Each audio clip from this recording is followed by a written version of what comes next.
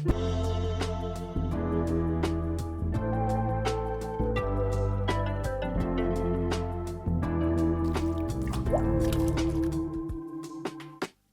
everyone, welcome back to another episode of Milk Junk. This is part 2 of our conversation with Iskra Lawrence. If you missed the first one, be sure to go check it out. Let's get into it. The other thing that I realize I've learned, and I don't know why I didn't know about the 555 until this pregnancy. But again, everything just switches. There's even more information online, right? Yeah. Than 4.5 years ago. But I'm going to do the 5 days in the bed. Yeah. 5 days around the bed, 5 days near the bed. Yeah. And I was speaking to my midwife about it today, and she was like, yeah, because think about your ligaments, right? Like the ligaments that literally hold your whole like uterus and ovaries. When that baby's released, they're still incredibly long. Yeah. And they don't just go back that second. So she goes, literally your whole organs and everything can just drop. And gravity is like not your friend when you give birth. So she's like, lying down is so important. Yes. And I was just thinking like, it's so funny how you feel unproductive, you know? And I know that totally. That's going to be a balance with having a toddler is like, how am I going to make him feel like I'm still showing up for him and, you know, doing things that he wants? But I really do need to lay down for like a solid, week or two. Yeah. Lay down as much as possible. So were you up I'm quickly the first time around? Like, were you moving a lot more the first time? Yes. I don't remember ever barely laying down, really. Wow. I think we thought we should be out walking and, you know, getting up and being active and kind of getting back to normal, I guess. Because feeling normal felt like success, I guess, weirdly. I don't know. But I remember, I went back to like working absolutely normally by like 10 days. And that's just not what I plan on doing this time. This is like back on emails, back posted, back everything like after 10 days. And then that absolutely not. I'm taking my 6 weeks where I'm like, your time. Phone is off. Like no one is getting an email from me. Like really, because I also want to do 6 weeks because that really is the US kind of average for maternity leave. So I want to experience what that feels like. And I know that that's very different because I won't be going back to an office. I'll still be able to, you know, work from home and have that flexibility. But it's just wild. 6 weeks for someone to go back to an office.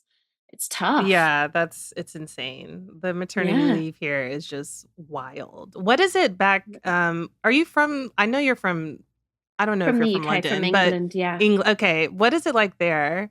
So it's about 6 months, but depending on certain places, it could be up to a year. Some people get 12 months and even some men get paternity as well.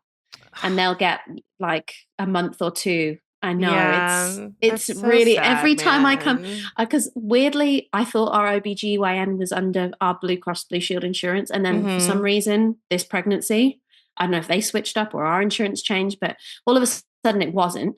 So the last time I came out of one of my appointments, I had a bill for $780. And I was like, what? I thought this was covered. Yeah. Anyway, I just remember like complaining about it to my mom and her being like, well, it would have cost $0 if you lived in England.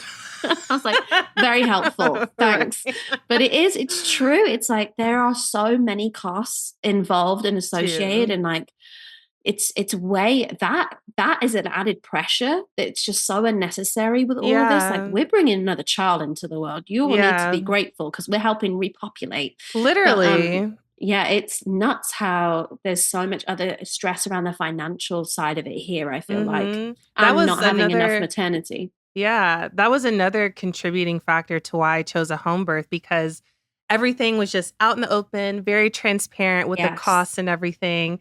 And after hearing, I don't know if you remember, there was like a trend on TikTok where women were telling what their insurance bills were after they gave birth. Yes. And it was still cheaper than that. And I'm like, with insurance? I can't I assumed insurance would cover like, I thought I'd be coming out with maybe $5,000 after a hospital birth.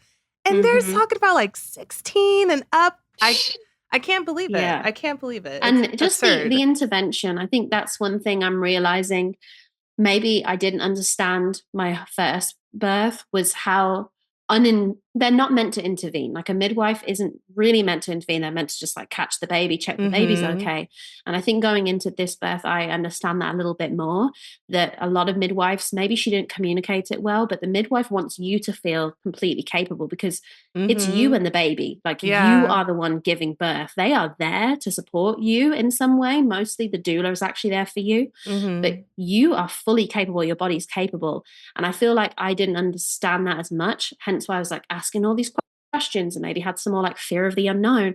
Whereas this time I'm like, okay, she's not intervening because it's going well. Because I'm completely capable. And that's really the goal of the midwife, is to not have to intervene. And when you read about birth, it's like the more I've heard from friends where they do have their births intervened by being induced early or certain things going wrong or tests, or everyone gets more stressed, the baby's under more stress, and then it ends up being a C-section really quick. And I was like, did you want a C-section? Did that just happen to you? And you kind of, it's very hard to advocate for yourself in those scenarios because you want to stay safe. You want baby to stay safe. So of course you're going to listen to the medical professionals. So it's like, it's a very complicated thing to navigate. And I just feel like I know my midwife, I trust her, I trust my body. I'm that felt like the safer option, which I'm sure people are going to give me shit for and say like, it's clearly not. But I think you just have to feel it in your gut. And I just hope more people at least do some research about home births. We're not advocating for it because I want you and baby to be safe and you do you. But I think it's an option that is underestimated because it kind of does give you a little bit more of that empowered feeling of like, I'm going to make these choices for me with a human, with a midwife. It's going to be there with me this whole kind of time. I don't know. I really haven't even set foot in a hospital in the US, so I really can't speak to it too much. No, but it's so true. I think, a lot of people just feel neglected with medical professionals today, just in general, but especially when it comes to birth. With home births specifically, you only hear about the negative outcomes. We only know the statistics about home birth because they have to report the negative outcomes. But you don't hear about the positive outcomes, and they far outweigh the negative. And a lot of things happen in hospitals too, But yeah, that's why I thought it was really important to share my story about it. And just let people know, it is an option, if you want to look into that. Obviously, like you just said, not saying you have to do it, but it's an option to you if you want. Totally. Yeah. Did you have any issues with BMI? Because I literally got the comment. I haven't responded to it yet. I got a comment today on my Instagram saying, I really want to do a water birth, but I've been told because of my BMI, they won't allow me to do it. Yeah. So when I went to my OB visits, the first time I went, they marked me as morbidly obese. And they, gave me all the cautionary tales and everything. And they definitely told me, in so many words that I probably would end up having a C-section. Because it was my first birth. I was going to have a larger baby. I can't remember the medical term for having a larger baby, but they said it was that. And it was. She was a 10-pound baby, so she was big. But like my midwife said, your body is not going to allow you to have a baby you can't handle. If you're a big person, you're going to produce a big offspring. So you 9 times out of 10, you can handle it. And so that really stuck with me, and I just trusted it throughout the process. But I mean, with a lot of plus size people who give birth, like, I feel like they're going to push you to have a C-section just because of your weight or your BMI. And it doesn't have to be that way. Even my blood pressure was elevated a lot when I went to my OB visits, but it was because I was nervous. I was so nervous when I went to visit them. Versus when I went to see my midwife. Because they're already essentially discriminating you. Exactly. So you have that in the back of your head of like, they're already judging me and discriminating against me. Oh, yeah. But seeing my midwives, it was such a different experience. And, my OB appointments were like 5-10 minutes. My midwife appointments were an hour. It was it's just a totally different experience. And I really like that you said, midwives are there really just to catch the baby, to facilitate the birth, because I remember I went into one of my OB appointments and they were telling me, oh, the doctor's running late. She's in labor and delivery right now. And I was like, she's delivering a baby? What do you mean? How long is it going to be? Well, that's going to take some time. And she was there like 15 minutes later. And I'm like, that's it? Like, you just went and delivered a baby and came back? It was wild to me. Yeah. But that's what the midwives are there for as well. Like they'll come when you really need to feel like you push. Like when they think, okay, you're ready to push, that's when they're going to come. But, they stay long after. My midwives were there for like 6 hours and they cleaned up everything. Like they set up everything. Yeah, it was. Yeah.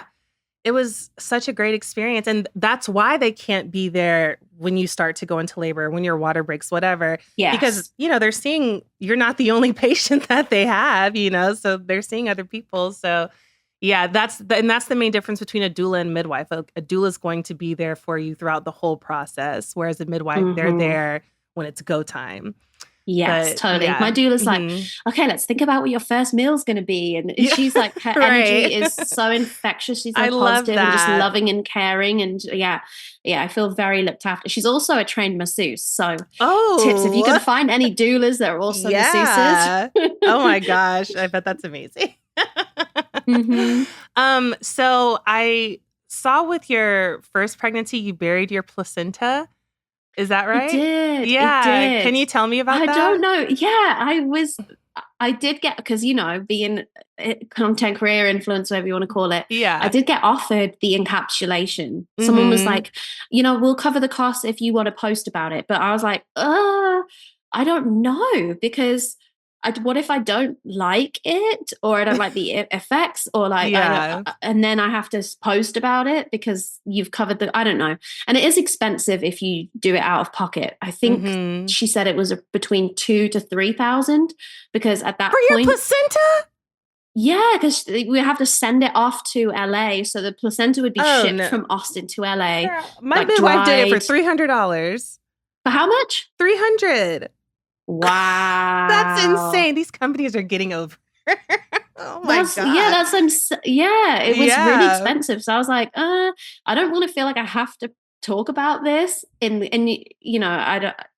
Yeah, I've had similar experiences. There's one lady who was like, oh, whiten your teeth for free. And I was like, I don't think I want that, because if it's super painful, I don't want to be like, I loved having my teeth whitened, So anyway, with the placenta, I'm torn. I'm really, half of me is intrigued and is like, yeah, I should try it. And then the other half of me is like, I've had one friend who liked it because it boosted her milk supply. But then I had another friend who felt like it made her feel postpartum depression more. But then I don't know if that was other factors. I don't know. If you have any feelings towards it, please let me know. I mean, I just wanted to try. I try everything, So I just wanted to try encapsulation. It didn't affect me one way or the other. I was still taking like my prenatals and stuff along with that.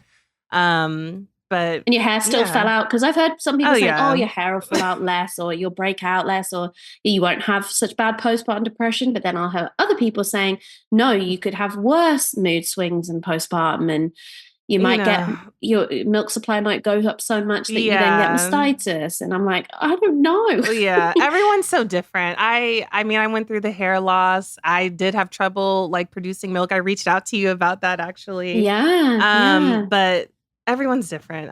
So it's hard to say. I don't know. So we planted it, but then unfortunately we ended up moving house about a year and a half after. But so someone's got a really well nourished tree growing in their house. That's so funny. Oh my God. Yeah. I don't know. Any tips, please? Find me or Tabria on social media and let us know any ideas for the placenta. Because it feels like it's something that's so filled with nutrition, but then other people are like, it's also the filter, and there's like stuff in it, and there's a reason that you get rid of it from your body. So I'm up in the air, but I'm also curious like you and do like to try things. So I'm open to it. Yeah, that's really cool though. I can't believe it's still there in their backyard. That's so funny. You're right. Okay, so with your first, what was your feeding journey like? So I was breastfeeding, and I was confused because I was trying not to compare myself to my friend. She had a baby 10 days after me, but Oh, her wow. son would feed for 40 minutes, pop off the boob, self burp. And like he was a good sleeper, he was chill. My son was a snacker. That's the name that I guess people started giving him because he would do like a couple of minutes and then pop off the breast and then could not get the guy to burp. And so we weren't basically burping enough. And then what was happening was he was getting big air bubbles in his stomach that was making him feel full after his little milk snack. So then when he eventually did burp, if it was 30 minutes to an hour later, he was then screaming and crying hungry again. But I was like, oh, but I just feel like I fed you. So what we found out was his poop started turning green and frothy.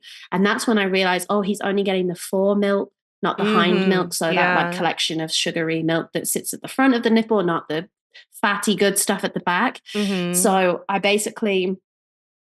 I lost my supply at about, I feel like it was about 3 to 4 weeks in, like completely one night. And it's COVID. And I was crying. He was screaming. And I was like, I don't think there's any milk. What do I do, Philip?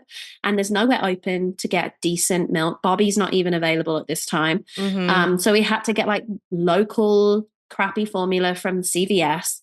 Not that I'm judging, but, just stuff that I hadn't hoped to give my child because I'd read about certain ingredients in high fructose corn syrup being like a top ingredient. I was like, that's a big red flag for me, and palm oil, etc. So anyway, had to go and get this formula, gave it to him. A, I did feel relief, of course, and fed his best, of course. But B, I was like, crap, is that it? Do I just give up now? Did I fail and that was it? But I'm not that type of person. So I start doing my research and I hear about power pumping, which is what I messaged you about. Yeah. And so I got my, I had the Spectra, the S2 at the time. And I had just invested in the little pumps. The LV pumps too. So I did a mixture, like LV when I was on the go, and then I did the Spectra at home, and I did the power pumping. So it's like 10 minutes pumping, 10 minutes off, 20 minutes pump, 20 minutes off, and just basically felt like I was pumping all day. Literally. And I kind of just, I didn't fully give up on breastfeeding. I think we did it a little bit, but I realized that I really had to invest in rebuilding the milk supply before he could feed, because again, he might have only got the fore milk. So we were again combo feeding with the formula. And then I was rebuilding the milk supply. I was also eating, all of the supplements. Right. All of the supplements, all the lactation cookies, brownies, making them myself, you name it. Drinking like the electrolyte hydration drinks. The Body Armor ones were my favorite. And I just felt like honestly, only a few days in, I started to see it increasing. And then literally by like 2 weeks, I was up to like 40 ounces a day or something crazy. Wow. And I completely just flipped it around. But I guess I hadn't stuck to the slowest nipple setting on the bottle, because we were also simultaneously trying to get him to sleep a little bit more. He was someone that was like sleeping 45 minutes through the night. And, after a month of that, you start to be like, we all need more than 45 minutes sleep. Totally. So I was also speaking to a sleep consultant who said, you want to feed him the majority of milk in the day and then start reducing the night feeds. And that's very hard to track when you're breastfeeding. So we were essentially bottle feeding with a mix of milk. Mostly breast milk at this point, because I managed to get my supply up, and I had this big whiteboard, and it was like the timings of the feed, how much there was. And if it was a night feed, I was reducing it by half an ounce, like every day. Okay. To the point where he then was getting the majority of his milk in the day, not at night. Because when they're crying in the night, of course, you're going to feed them and soothe them and want them to be okay. But you had to just figure out how to do less and less milk to then increase the milk in the day. So we basically were on bottles for so long that he did go back to breastfeeding, but never exclusively. And we did a combo of breastfeeding and bottle, and probably like 20% breastfeeding, 80% bottle, up until about 15 months. And at 15 months, he was like, he spoke really early. He was like, no milk, wawa. And from that day forward, he just wanted water. Wow. And that was it. He wouldn't even drink cow's milk. Really? Yeah. So Oh I my don't know, gosh. but he just was like, I'm done with milk completely. And so I feel proud that like, I managed to find a combination that worked. But at the same time, it's like, again, how much ego is there in it? I really Totally. wanted to be that breastfeeding mom because, Mm-hmm. you know, that's just sometimes That's what the you have in your stigma. mind of like how Yeah. you imagine it to be. And I did see breastfeeding moms where it's way more convenient if you do get into a positive flow of it, because you're not carrying around this crazy big old pump, washing out Mm-hmm. parts, washing bottles, doing all of this, that, and the other, taking the formula, mixing it, and this, you literally just pop your boob out, feed your child, and then go back to Yeah. normal. So part of me was like, what am I going to do differently this time? Mm-hmm. If would I bother? Bother is it seems like a not serious enough word, but would I go through 15 months of the combo, or would I just think fed is best? There's Yeah. way more formula options now that are improved from even Yeah. 4.5 years ago. They're more accessible, they're more affordable. Like, would we just go that route? Or am I going to really focus on the breastfeeding and try and go all in on that? I don't know yet. I'm going to really see how my body does. But Yeah. I just know I'm going to have less ego around it and less like, if this just isn't working, this is absolutely fine. Yeah, you know? totally. I don't know why there's such a stigma with formula feeding. It's No, no. crazy. Like, why put I that think, pressure on women? I don't I understand. don't know. I hate that there is. I don't really think that was what was putting me off. I just think I Yeah. had in my mind what I envisioned it to be. And my Yeah. mom breastfed me for like nearly 4 years. Oh, wow. I don't know what I would do my next go round either. If I choose to, try to have another child. But yeah, just go with the flow, see what works. And I hope, you don't feel the pressure to do it, even if you just place it upon yourself, just Right. release and just let it be and see what happens. Mm-hmm. Yeah. Totally. I know everybody asks me this question, and it wasn't something that I was prepared to get, but they always ask, are you Mm. gonna have your daughter be a model or get her into acting because her dad's an actor? And it wasn't even Oh. something I thought about. It wasn't on my mind whatsoever. And we've done a couple of jobs together, which I wasn't even prepared for. It just happened. Mm-hmm. And I don't know the answer to that, honestly. How do you feel about it? Yeah. I mean, I actually started off thinking I was never going to share my son's face and do that whole thing Mm, on social media where like I yeah. covered his face and then I don't know. I just got so comfortable, and I think my community felt so safe and welcoming that he's just such a huge part of my life, and he wants to be involved, right? Like if he Mm-hmm. sees me filming, he like wants to pop in, and he's intrigued by what I do. And so yeah, I always ask him, now he can communicate and Mm-hmm. understands. And of course he wants to come on a trip with mommy to New York where Spider-Man Yeah. lives, and when I explained to him, Macy's was mommy's first job when she came to New York and modeled, like, would you want to do that with mommy? Like, yeah, of course. Mm, And there's kid wranglers on set, and he understands money, and he understands that this money he's earning anytime like he's involved in a brand deal or does a shoot. Not that there's mm-hmm. been a ton, but there's been enough where Yeah. that money he knows is going towards his future, and he gets to buy himself like a nice toy when he does it. Mm, And then he gets to invest and save the rest. So yeah.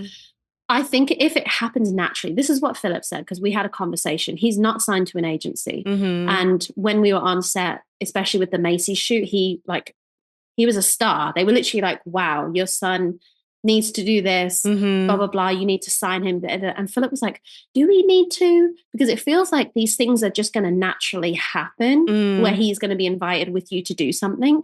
And I think we both agreed that's how we want it to be. We don't want to sign him to an agency and feel like we have to like force him to do things, especially if we're not right. involved in them. So yeah, we haven't signed him.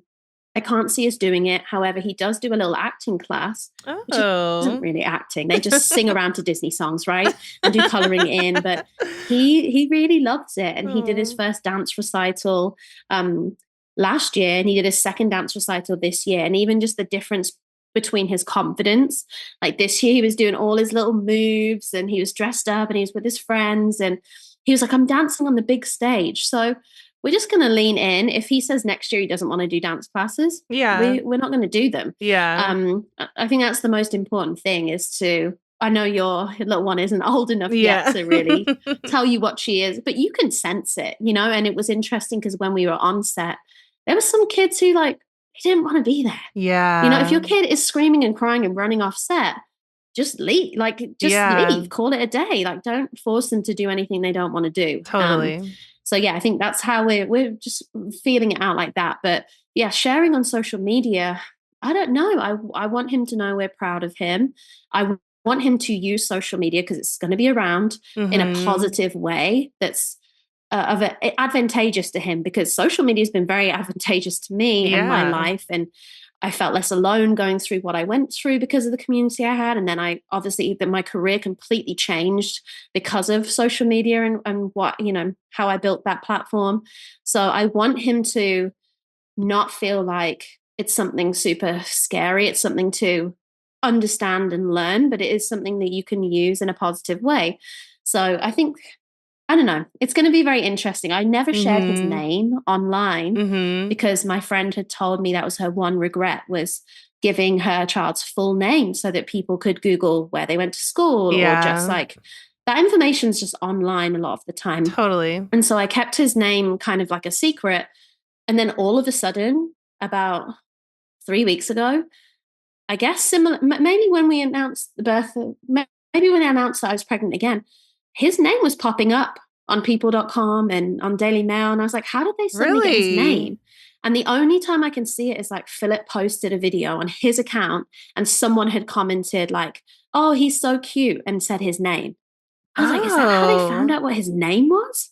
So that was kind of bonkers to me. And now I'm like, oh my gosh, if it's out there anyway, should I just start saying it? I don't know. I don't know how to navigate that side of things. That's so crazy. Gosh, I know. Man. I did the same thing. I haven't shared her name. And my reasoning was I just didn't want, you know, I'm sure you have people come up to you in person like, hey, Iskra, I love you. Can we take a selfie? Whatever. I just never wanted a stranger to come up and call her by her name. And she's like, who is this? You know? So safety reasons, like if they're in a park, and of course I'm like around him as much as I can be, but there are times when I give him some independence a little bit. I'm still watching, but like, imagine if a stranger came over and said, oh, come over here, and knew their name. Like, that's scary. And then also I've noticed people aren't super attached to him because they haven't known his name since day one. Right. Like, I look at other content creators who share kind of the names of their kids, and it feels like people have more of an invite to getting, like, I don't want to say obsessed with your kid, but you know what I mean? Like feeling like they demand more from them because they know their name and they constantly refer to them. No one refers to my son because they don't know his name. Yeah. They're like, oh, he's cute, but they're not like attached like that. So I don't know. I'm kind of glad I didn't, but yeah, I don't know. I actually caught someone who commented her name on a picture once, and I'm so glad I caught it because I deleted it immediately, and then I had to tell them, hey, not sharing the name, be careful. But that's wild. That I'm sure that's what it was, because how else would it have become apparent? Literally don't know how else, because I've done a pretty good job of not saying it. So but I'm not trying to shame other content creators. I do think there is like issues with boundaries when it comes to family channels. But I do think you do a good job, whether it's intentional or not, of including him, but it's not about him. You know, it's like I'll watch a video of you getting ready and he's just running around in the background, appearing as, you know, he comes and goes as he pleases. You know, it seems very, very authentic to your life. It doesn't seem like, okay, I'm about to film, so be sure you're doing this and this. It doesn't come off as contrived whatsoever. Feels very natural. You can't. He's an Aries. He's the boss. He's the boss. There's no way you're. And that's why it was hit and miss. I was like, okay, I warned Macy's. I was like, listen, he might show up and be a little star and be sweet, but he also might not be having a good day. And I don't know how that works with kid models. Mm-hmm. And they're like, oh, we'll have a baby wrangler and we'll make it super fun. And like, it went well, but yeah. If it hadn't, I don't know what you do in those scenarios. Literally. So yeah, I would hate to have the pressure of having a family channel and for him being the main draw of like why people, you get the view. I would hate that pressure. Yeah. That's way too much pressure for a child to be under and for you to then navigate. It's like, yeah, he pops in whenever he wants. And I always ask him, I'm like, hey, mommy and daddy are filming. Like we did that one where it was like the midwife's old midwife's tales, like if you're having a boy or girl. I explained to him, we're doing this funny video. Mommy and daddy are going to film it now. Would you want to be involved or not? And he was like, yeah, I'll do it. So yeah, it was great. And it's obvious. I love having him in some content, but just depends. He's not always game. Yeah, I love that. You mentioned that you put him in Montessori school. That's something I'm considering too, and hadn't heard of that whatsoever till I gave birth. And I come to find out my boyfriend went to Montessori school, had no idea. No way. Yeah. I'm like, why didn't you say something about this? But how did you come to decide that that's where you wanted to put him? So one of my closest friends here and one of Philip's best friends from college, she's a child development expert and a speech language pathologist. And she basically explained Montessori to me. And she goes, I don't want to force my opinion on you, but I do think it's a fantastic way to start education because it's child-led and it's environment-led. And it helps them be super independent because they essentially go into this classroom where there's guides, not teachers. They're not being forced to learn things, to learn the timetables. And they're literally told, like, you're allowed to pick up any kind of work from this environment that's suitable for your level, and you can figure it out. And we'll be there to guide you, but you're going to figure it out. And it kind of gives them that real appreciation of, I can do hard things. I want to try different things that are helpful because I want to achieve an end goal. So say my son is hungry. In Montessori school, they're going to tell him, okay, if you're hungry, the snack is available. You can get a banana out of the fridge and you can cut it open and you can peel it. And you can find yourself a bowl and you can put the banana slices in a bowl and then you can go take it to the table, sit down, and then you will clean it up and then you will go clean your bowl and put it away instead of just handing the kids out a snack. So there's these skills that they're learning that I think are really valuable. And like I said, we've noticed my son is so independent and these mini humans, they want to feel like they're capable of things. I think we forget how capable they are because you almost don't want them to be like, you want them to be babies as long as possible. But they feel a real sense of achievement when they can do something for themselves. And I really noticed that. And so for me, the Montessori start of education was game changing because he was able to do more independently, and that made him less reliant on us. It made him less frustrated at himself. Or if he did get frustrated, he was like, well, I just have to keep on trying. Someone's not just going to do it for me. So I think it does really have a wonderful mindset behind it. And he went to a daycare before that. And there was just a very big difference between this small room that they were in, and they had some toys, but it was kind of passive. He was just there kind of biding time while we were at work. And then we'd pick him up. And now and again, I guess they do some coloring or whatever. But when he went to Montessori school, he knew he walked into that room and he was like, what am I going to accomplish today? What's going to be challenging? I want to learn how to use watercolors today. Okay, well, if I do that, then I'm going to have to get the paintbrush. I'm going to have to lay out my mat. I'm going to have to get these colors. I can ask someone if I need some help, but like, it's just way more challenging for them. And he really thoroughly enjoyed it. And they can go in and outside whenever they please. They can water plants and they can understand nature a little bit more. And I just even feel like the parents, it's not cheap, right? Yeah, education, figuring out all of these things, right, of how to give your child whatever type of support they need. If it's a nanny, also super expensive, or, all those types of things. So I think the parents that choose to do Montessori have probably done the research and are all in this very same wavelength of like wanting to give your child that kind of very independent mindset. Yeah. So I feel like I got on really well with the parents because we'd all made this very intentional decision to send our kids to that type of school. For sure. So I'm still really close friends with the parents, even if our kids are in separate classes now. They started off in the same little class together. And I really, really like that Montessori community and the fact it's the environment and then the child that leads their own education. So they're more hungry to learn because they're deciding what they're learning. Yeah. I think a lot of people tend to forget that kids are just little humans, you know? They're people with their own emotions and own curiosities. And I feel like we can be really, I feel like dismissive sounds so bad, but dismissive towards kids sometimes and how they feel. And I that's one of the reasons I sought out Montessori and hoping we get in one of these schools. Get in. But I just feel like along with the independence and autonomy that it teaches them, it will aid in like emotional intelligence as well. I feel like I see a lot more children who are in Montessori. They're able to communicate better and communicate their feelings better. And I just think that's so important. And obviously there's other factors, but yeah.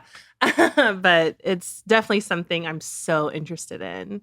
So, yeah. Yeah. I also love, finding Montessori and other communities online to give me ideas to do activities at home. Yeah. Because there's some kind of Montessori accounts that I follow. And a lot of people are like, oh, it's just that like aesthetic, wooden toys. But it's like, no, it's way more than that. It's finding the activities to do at home where it's not they're playing with something.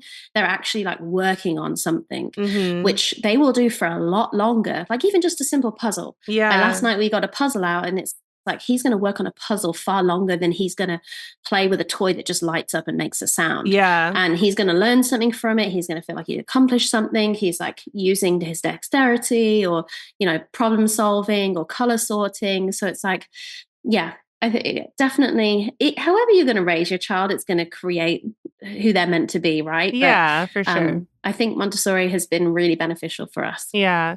Was he excited or is he excited about being an older brother? Very excited. Yeah. He keeps saying, I love my baby sister to the heavens and back. Oh my gosh. That's so sweet.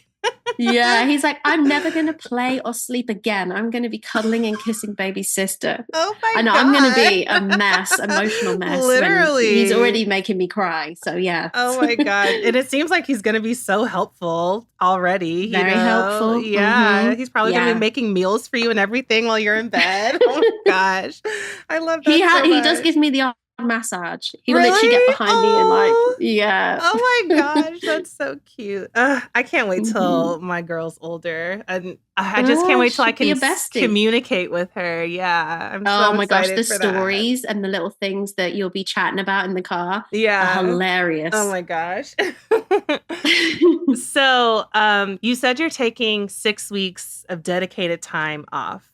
So who are you going to have people around you helping? Like, is your mom coming to visit again? I'm sure she is. Like, who's going to be in your village?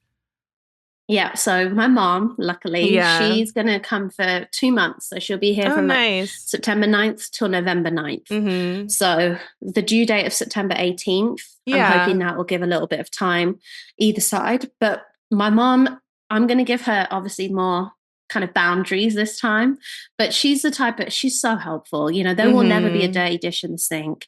I'm never going to be hungry. Like there's always going to be cake in, freshly baked cake or something. Like she is very giving and selfless. I'll just have to establish like, this is where I really need your help. And this is where I would like less assistance this time. But no. And then there's going to be a period of time when she leaves before they can come back. But I'm hoping that Philip's mom might be able to come and stay with us. Okay. Depends on her work situation. But she's less mobile. She's older. She's 71. But she can hold a newborn. Yeah. So even, and I would like her to obviously be around more and to have that bond right from day one. So I'm hoping she can come. If not, I'm looking into a part-time postpartum doula, which are way more expensive than just nannies. Yeah. So I don't know. I have to figure that out because right now I got quoted $55 an hour, which when you start to add up the hours, that It's a adds up lot. real quick. Yeah. So, Yeah. you know, and it depends. If this is my second, I might hopefully feel more capable with all of the things, the sleeping, the, breastfeeding, if that's what we end up doing. So I might not necessarily need postpartum doula. So I might do nanny route or even like a house assistant. I was watching a video on how house assistants, they come in and they really manage the whole house. So whether that's like your groceries needs doing, this needs replenishing, washing up, tidying. So that could actually be someone maybe I'll look for, because it's those type of things that just get left behind. Literally. Me and Philip, we're quite happy to go to bed with a sink full of dirty dishes, but it doesn't feel good, I know. And then it piles up and then it feels more of a thing. So maybe some help there. Yeah. I'm somebody who used to refuse help a lot. And I've never liked people cleaning up after me. I don't know. I hate it. And so I've never had like a housekeeper or anybody like that. But Trey is definitely getting to the point. He's like, look, I know you don't want people in here cleaning the house, but we need somebody. And I'm like, I know, like, it's too much to maintain. It's just, we can't do everything. And work is picking up a lot for him. He's, when I was pregnant, he was on strike.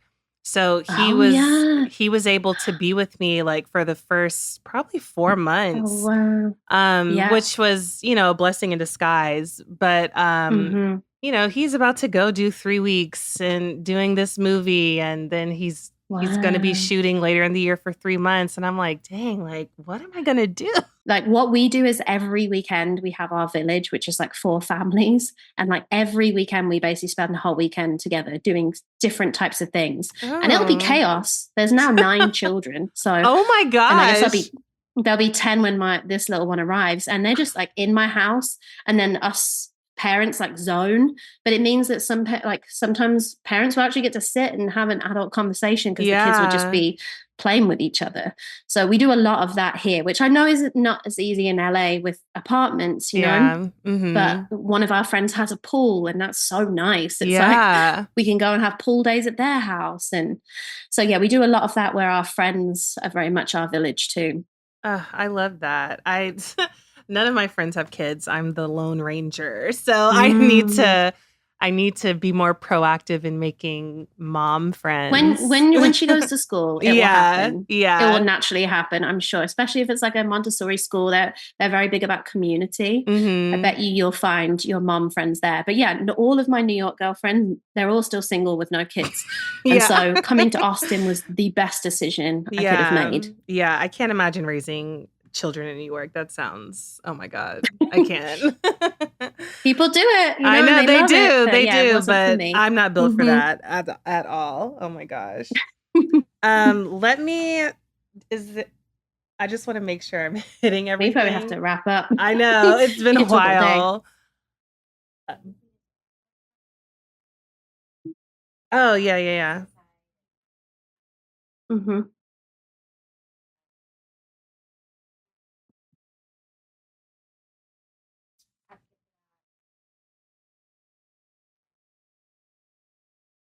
Okay. Oh, are you good on time, Iskra? Yeah, I mean, I definitely 15 minutes probably is okay, tops. Cool. I'm a little bit late for something, but oh my gosh. Okay, I have 2 quick points and then we'll wrap up. Okay. Yeah. So we know you're one of the poster girls for body positivity. You started early championing for that in your career. I want to know, like, how has that changed with you becoming a mom, your relationship with your body, and just how you feel about the industry now? And I personally feel like we've kind of reduced back into the old ways, but would love to get your input on that. Yeah, it feels disappointing. That it feels like we're going backwards. I think, I don't know, maybe, I don't want to say I took my eye off the ball, but of course it wasn't my priority to talk about, inclusion every single day or be in the trenches, like in New York, in brand meetings, like trying to push for better. But I just think the world changed when COVID happened and the pandemic happened. And it's been upsetting seeing how brands have just reverted back to their safety marketing and pulled back on investing in more inclusive sizing and marketing in a more inclusive way, and just kind of gone back to their like basic kind of way of branding. I think it did reveal some performative marketing, and I think it revealed a lot. And I think that the world has changed so much with fast fashion taking over so much more and what that looks like globally. But some of those brands are being pretty inclusive. So it's hard to know what fight to pick, because there's also so much else going on in the world.